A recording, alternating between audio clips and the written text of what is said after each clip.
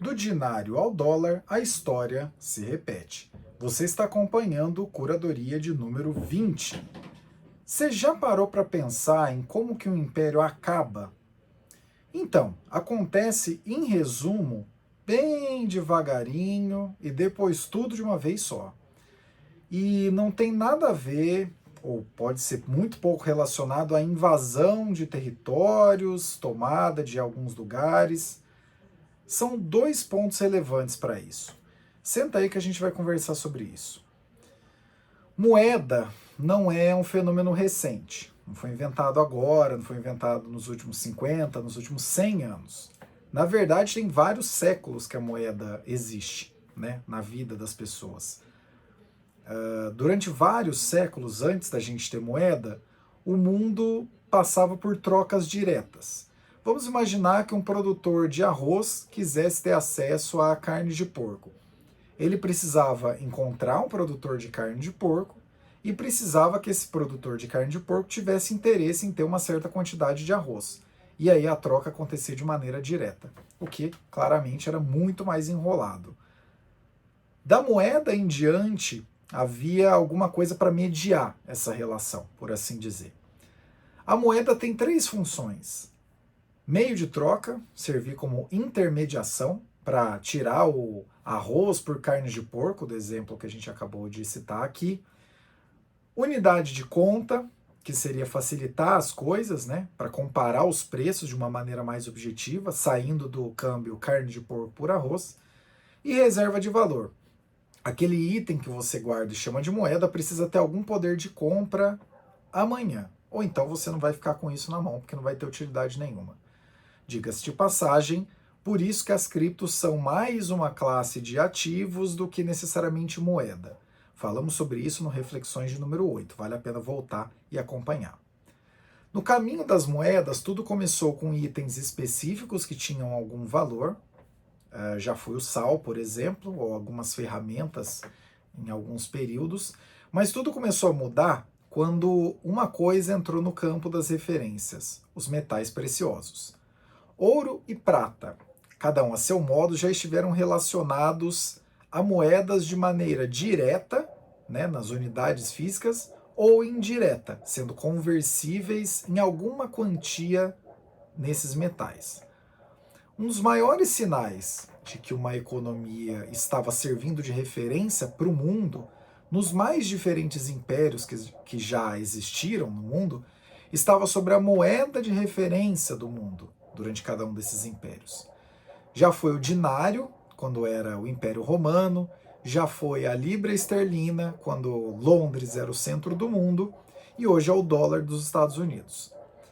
O que aconteceu na época do dinário se repetiu em outras ocasiões, como por exemplo nos tempos das grandes navegações com Portugal e Espanha. E como a história sempre vai se parecendo ao longo dos séculos, vale a pena relembrar aquele momento e depois deixar o paralelo para o que acontece atualmente. Lembra do que eu acabei de falar sobre as moedas já terem algo de metal precioso relacionado direta ou indiretamente? Então, o dinário, lá atrás, lá no começo, ele era feito com 4,5 gramas de prata a cada unidade da moeda.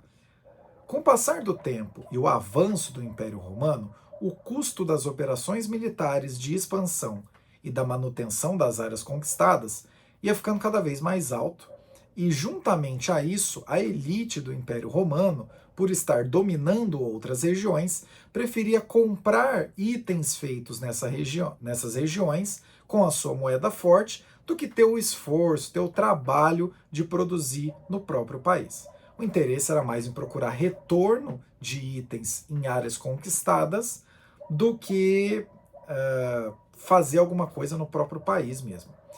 E a combinação dessas duas coisas, a primeira, focar em coisas de outros lugares, e a segunda, seguir expandindo os custos, fazia com que se chegasse a um impasse físico. Não tinha tanta prata assim para ter tanta moeda. Qual foi a solução? Ir reduzindo a quantidade de prata por moeda, porque assim dava para fazer muito mais unidades de moeda com a mesma quantidade de prata.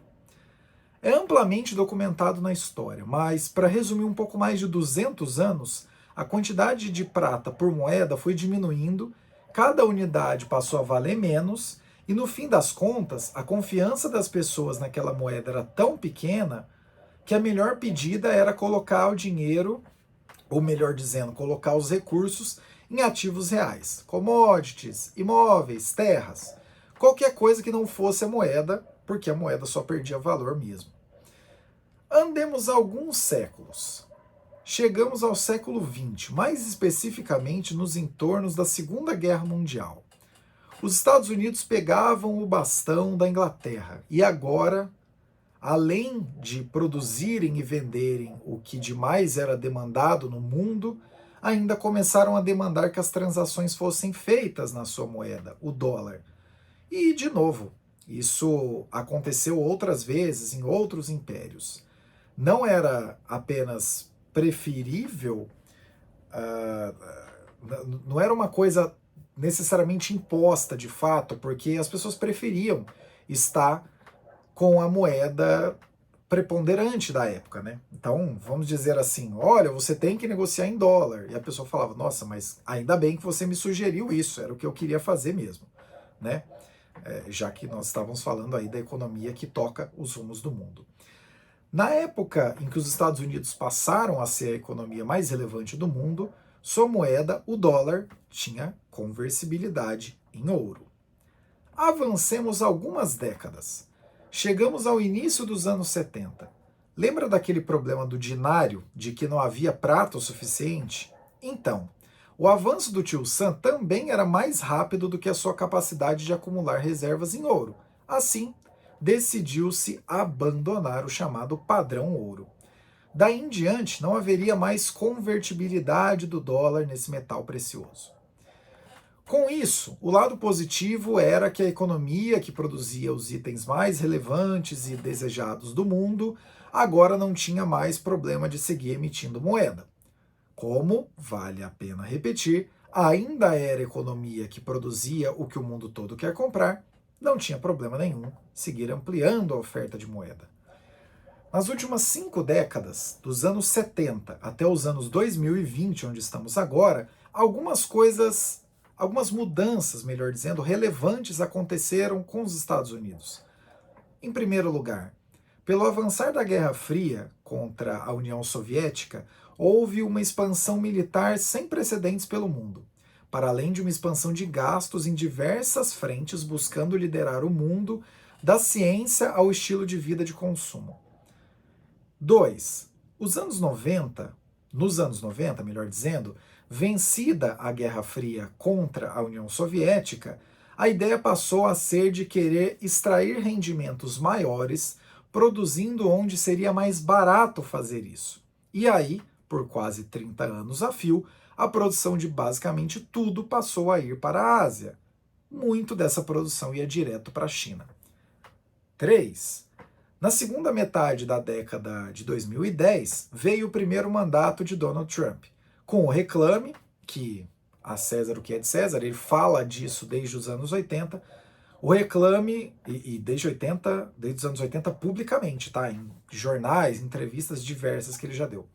O reclame era basicamente o seguinte: o mundo está explorando os Estados Unidos, vendendo itens baratos para nós, né? Nós estamos viciados em comprar os itens baratos que o mundo quer vender para a gente. E isso seria um problema porque a gente não fabrica mais as coisas. Anotem esse ponto, porque ele é muito importante. E no período atual, em um novo mandato, no segundo mandato de Trump, temos o ápice desse reclame. Agora, a economia que costumava ser sinônimo de presença no mundo começa a encarecer os itens aos seus próprios habitantes, com base na crença de que, dessa maneira, os produtores vão voltar a produzir ali. E agora, bem recentemente, na verdade, no dia em que esse episódio está sendo gravado, Trump externaliza algo que já estava valendo em termos práticos. Quando perguntado sobre a desvalorização do dólar frente a outras moedas, ele simplesmente soltou um tranquilo: o dólar está ótimo. Nesse momento, vale refletirmos sobre o que esse tipo de afirmação significa na prática. A ideia de Trump, anunciada por ele durante décadas antes mesmo de ser presidente, é que o mundo explora os Estados Unidos vendendo itens baratos que a América não era capaz de produzir e que a América não era mais a fábrica do mundo. Qual o problema dessa visão acontecer nesse momento, na segunda metade da década de 2020? Na verdade, não é um problema, são três. O primeiro, os Estados Unidos continuam sendo, na atualidade, o centro de pesquisa e desenvolvimento, mas não são a fábrica do mundo há pelo menos 20 anos. E cadeias de produção com escala, para funcionarem da maneira mais eficiente possível e com custo mais baixo também, essas cadeias demoram pelo menos uma década, sendo muito otimista, para virarem realidade. O segundo problema, os Estados Unidos consomem muito mais do que produzem, mesmo que os importados tenham ficado mais caros com as tarifas aplicadas e com a desvalorização cambial. E, mais importante ainda do que esses dois juntos, temos o terceiro motivo. O endividamento de quase 40 trilhões de dólares no momento que esse episódio está sendo gravado ficará cada vez mais difícil de ser tocado conforme a moeda ficar mais fraca. Com esses três motivos, tenham em mente que Trump pode ter uma visão válida, mas ela só funcionaria se e somente se o fim do padrão ouro, a Guerra Fria e a subcontratação de fabricação para a China não tivessem acontecido nos últimos 50 anos. Ou, em termos mais diretos, ele estaria certo em 1970, mais ou menos certo em 1980, pouco certo nos anos 2000 e redondamente enganado no período atual. E para piorar, além de estar estragando relações com antigos aliados, que financiam essa dívida e fazem o dólar seguir sendo a moeda de referência, me desculpem relembrar, mas eles não são mais a fábrica do mundo. Esse ponto é muito relevante. Há décadas que isso acontece. Isso é muito importante de ser relembrado. E não custa lembrar de uma coisa muito relevante também. O plano de Trump é: se você produzir aqui, se você não produzir aqui, nós vamos te taxar. É só isso o plano. Ou seja, não tem plano nenhum. Já seria muito difícil, caro e demorado tentar replicar o que a China fez nas últimas décadas. Sem plano, então, aí fica impossível. Dicas de passagem, em uma Reflexionários de um tempo atrás, uma edição da nossa newsletter, a Reflexionários, nós falamos sobre como o modelo chinês é irreplicável. Não vou nem colocar essa nas referências, porque isso, per se, vale um episódio em separado. Voltemos para a pergunta que abriu esse episódio, que agora, com todo esse contexto, certamente faz mais sentido para você do que quando você ouviu ela lá no começo. Você já parou para pensar como um império chega ao fim? São dois, em toda a história, em todas as ocasiões em que isso aconteceu, os motivos. Primeiro, consumir muito mais do que se produz, do que dos itens que são realmente relevantes.